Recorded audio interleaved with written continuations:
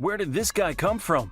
A heralded five-star recruit coming out of high school to then being taken in the 4th round of the NFL draft.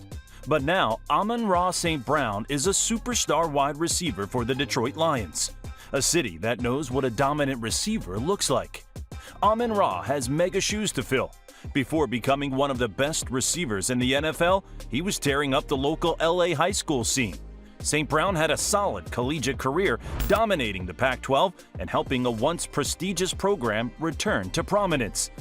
But why was he taken so low in the draft, and just how good can he become? We have the answers to these questions in this video, so please watch till the end and enjoy. It all started on October 24, 1999, when Amon Ra St. Brown was born to Miriam Steyer and John Brown in Anaheim Hills, California. He is the youngest of 3 children, all boys, and all 3 went on to play for prestigious universities. His brother, Equanimous, is a former college star at Notre Dame and has played for the Green Bay Packers and Chicago Bears. His other brother, Osiris, played college football at Stanford. His mother was born in Germany, and his father is a former bodybuilder and 2-time Mr. Universe award winner. Football and training were not the only priorities growing up for the St. Brown brothers. Amon Ra's mother assisted with her boys' education. Not only does Amon Ra speak English fluently, but he is also fluent in German and French. His father gave all 3 of his children unique names because of his firm belief that they would be professional football players. He even added the Saint to their last names because he thought it would look better on the back of their football jerseys instead of simply the name Brown. Amon Ra is named after the Egyptian sun god Amun. According to an old interview featuring Amon Ra and his family, his father and his siblings prepared him for football superstardom at an early age, as he began lifting PVC pipes in the garage at the age of 5. Being the youngest of 3 children, he was pushed around lovingly by his older brothers. His competitive drive grew, and it only made him stronger and helped mold him into the football player he is today. The St. Brown brothers speak very highly of their parents' efforts to raise them up in the way they did. Their relationship together is strong and admirable. Amon Ra St. Brown attended Servite High School before transferring to Mater Dei following his freshman season. Transferring was arguably one of his best choices, as Mater Dei has become known as a national powerhouse. They have produced several NFL players over the years. Playing at a big school certainly put more attention and eyes on him from a college recruiting perspective. Playing with other top-tier talent and dominating them also elevated his confidence as a player. It turned him into the speedy, game-changing receiver he is known as today. St. Brown put up video game numbers at the nation's highest level during his junior and senior years. In 2016, as a junior, he caught 60 passes for 1,229 yards and 21 TDs and took a punt return to the house. He was awarded nearly every award possible that year. In 2017, he had 72 receptions for 1,320 yards and 20 touchdowns. Plus, he returned 2 punts for touchdowns. He helped his team go 15-0 and win the California CIF Division I title and the California State Open Division crown, and they were named the Prep National Champions. St. Brown's impressive play on the field earned him even more recognition from college football scouts. He was named the USA Today High School Football Offensive Player of the Year in 2017. Upon moving on from high school, he was ranked as a 5-star prospect. He was the number 11 overall prospect in the class of 2018 and the number 1 overall recruit in the state of California. He was also ranked as the number 2 wide receiver in the country coming out of high school. Just shows how impressive he was coming from a high school football hotbed like the Golden State, especially Southern California. He was projected to be a top player and immediate contributor straight out of high school. As you can imagine, offers from the top programs were abundant for St. Brown. His top 3 choices were USC, Notre Dame, and Stanford. However, he committed to USC.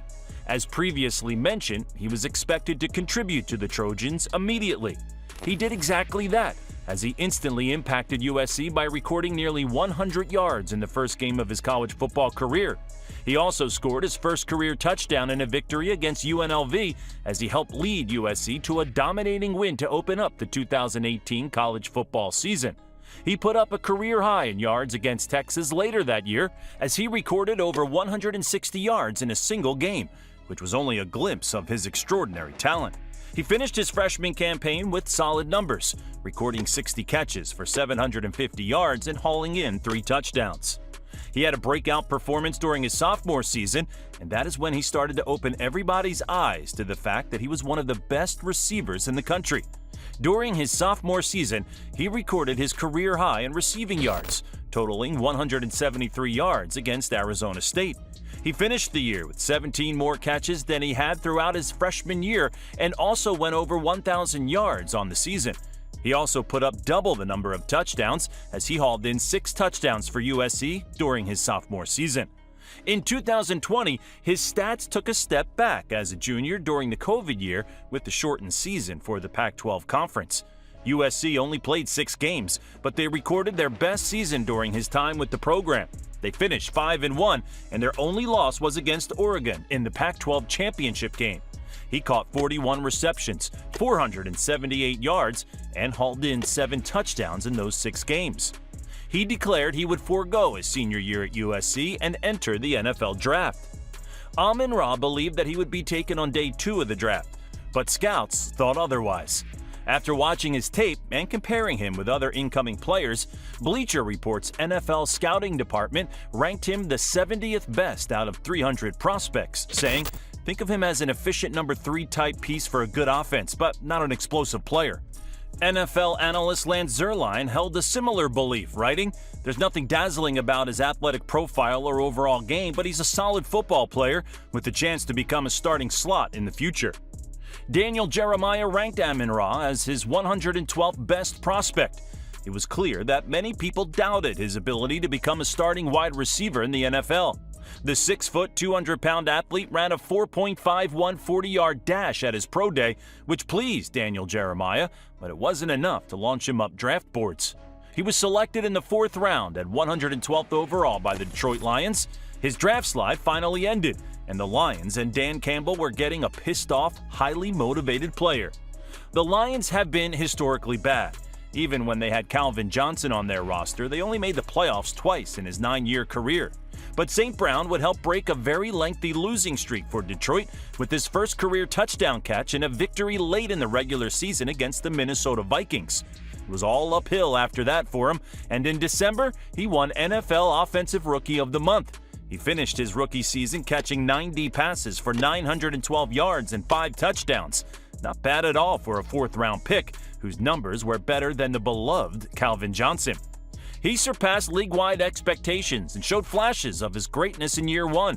Yet he was overshadowed by fellow rookies Jamar Chase from the Bengals, Jalen Waddle from the Dolphins, and Devontae Smith from the Eagles. 2022 was a breakout year for St. Brown as he put up better numbers despite Detroit still fighting off the stigma of being a losing franchise. However, the team significantly improved and put themselves in a position to build towards the future because of how well he played throughout the season. He built rapport with Jared Goff and has become his favorite target, finishing the year with 106 receptions, 1,161 yards, and 6 touchdowns. St. Brown put up 6 consecutive regular season games with at least 8 catches and 1 touchdown, a streak that started during his rookie season and carried over into the 2022 regular season. He became the first player in NFL history to accomplish the feat. In 2023, he recorded career highs and was a key contributor in helping Detroit advance to the postseason for the first time since 2016. Fans of Detroit were even more excited that the Lions finally won their first NFC North title for the first time since 1993. Amon Ra caught 119 passes on 164 targets, 1,515 yards, and 10 touchdowns. It was another breakout year for St. Brown as he firmly established himself as a top 3 wide receiver in the NFL. He was awarded first-team All-Pro along with Tyreek Hill and CeeDee Lamb. He will look to further establish himself as a dominant force during the Lions' postseason run. This man is quieting his haters. The type of numbers that Amon Ra is putting up setting his career trajectory in gold jacket status. He may not have the size of Megatron, but he has the determination and work ethic to prove his worth and cement his name among the best the league has ever seen.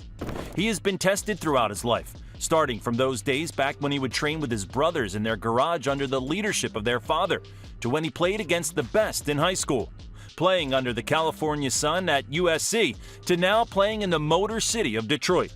Just how special can Amon Ra St Brown become? Can you see him and the Lions finally winning it all for the city of Detroit? If he does, that would surely help his case to end his career in Canton, Ohio. As long as he stays healthy and the Lions continue their success, it is easy to envision Amon Ra having an illustrious career worthy of the Hall of Fame. We wish Amon Ra St Brown all the best and look forward to watching his exciting career play out. Thank you for watching The Halftime Show. If you enjoyed this video, please like and subscribe to our channel as we climb our way up to 1 million subs. This is just the beginning.